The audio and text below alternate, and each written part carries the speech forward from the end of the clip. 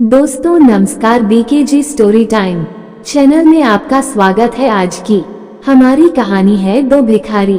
बहुत समय पहले की बात है। किसी नगर में एक भिखारी रहता था। सुबह होते ही अपना चोगा और कमंडल तैयार करता तथा निकल पड़ता। वो हर दरवाजे पर जाकर एक ही आवाज लगाता, देने वाला श्री भगवान हम सब हैं। उसकी संतान भिखारी का नाम था कृपाल।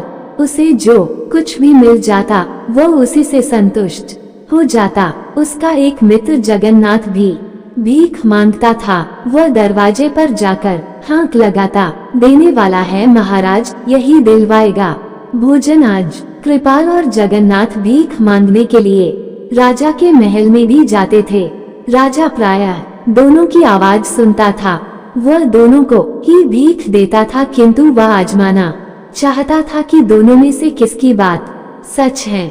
इंसान को सब कुछ देना भगवान के हाथ में है या महाराज के हाथ में है। एक दिन महाराज ने एक तरकीब निकाली। उन्होंने एक बड़ा सा पपीता लिया, उसका एक टुकड़ा काटकर उसके भीतर सोने के सिक्के भर दिए, टुकड़े को ज्यों का त्यों जोड़ दिया। तभी कृपाल भीख मांगने आ पहुंचा। राजा ने उसे दाल चावल दिलवाकर विदा किया। जगन्नाथ खंजरी बजाता आया और हाँक लगाई, देने वाला है महाराज, वही दिलवाएगा भोजन आज। महाराज ने सिक्कों से भरा हुआ वह पपीता उसके हवाले कर दिया।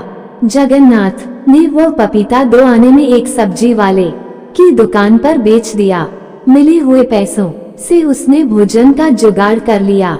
भला पपीता उसके किस काम आता। थोड़ी देर बाद कृपाल सब्जी वाले की दुकान के आगे से निकला। उसने मीठी आवाज में अपनी बात दोहराई।